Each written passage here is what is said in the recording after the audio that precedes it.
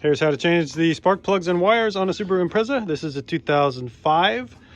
First of all, which wire goes to where on the coil? Top wire on the driver's side goes to the front cylinder, bottom goes to the back cylinder, and then on the passenger side, the top one goes to the front cylinder, bottom one goes to the back cylinder. Engine, they're in there pretty tight, but they have little handly things that you can pull on to remove the spark plug. This one was almost impossible to pull off, and when I pulled it off, it broke inside.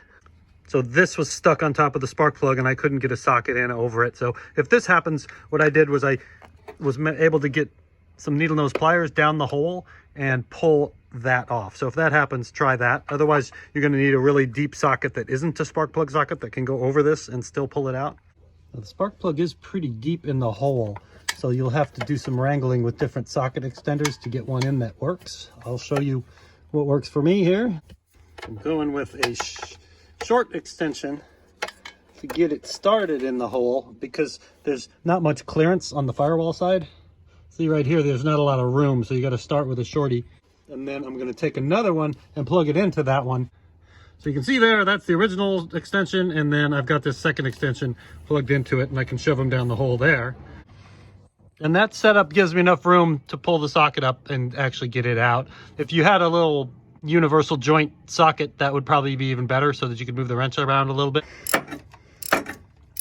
And once it's loose, we pull it out of the hole gently. Then I disconnect the first socket, hold on to the second socket, and pull it out entirely. And she's out. So there you go. It is possible. A little bit of blood. There is some pointy stuff around here, so I'd recommend long sleeves. So if you see oil on the socket, but the actual sparking part of the spark plug is still clean, that means your valve cover gasket has an oil leak in it. And installing it is the same thing I just did, but this time there's a spark plug in there. I'm going to put it in, put the second extender on there because it is in there deep, and then gently, don't cross thread it, turn it by hand, get it started, and then put the ratchet on it.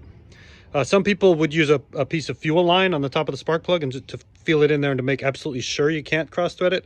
I'm going to use the sockets, and it should go in real easy. So make sure you're not cross threading it.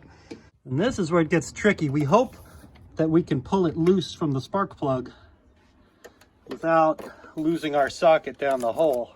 So I take the first extender off, and then I pull the rest of it out of the hole, and we are clear.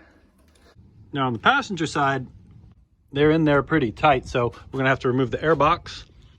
You unclip it with a clip there and a clip there, and then we can unplug this electrical connector, and then either unplug it here or unplug it there. If you unplug it there, you get more room. That's real easy. And then there's a bolt here and a bolt here that hold this air box on. If we want to remove that, we'll really have good access. Comes out like that. And then you've got all the room in the world. Ah, that one comes out easy. Again, there's oil. I think my valve cover gaskets are bad. 2, that's easy.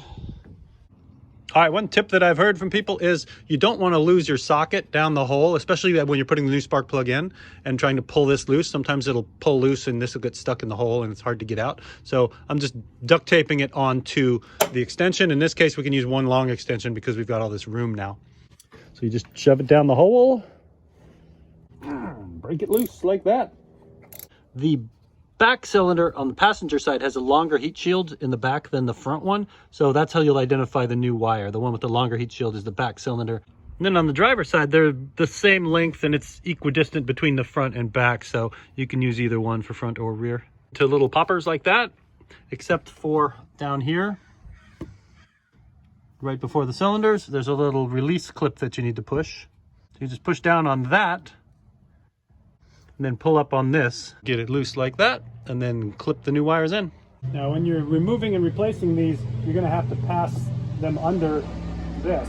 So that's how you do it. You do it from the small end. You don't try to jam this under there. It won't fit. And then you just plug it in, put it in its little channels.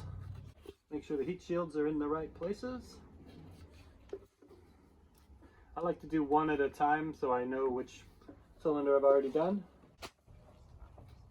There's the finished install. Again, bottom one goes to the back, top one goes to the front. So I was able to get both of these off without having to remove the coil.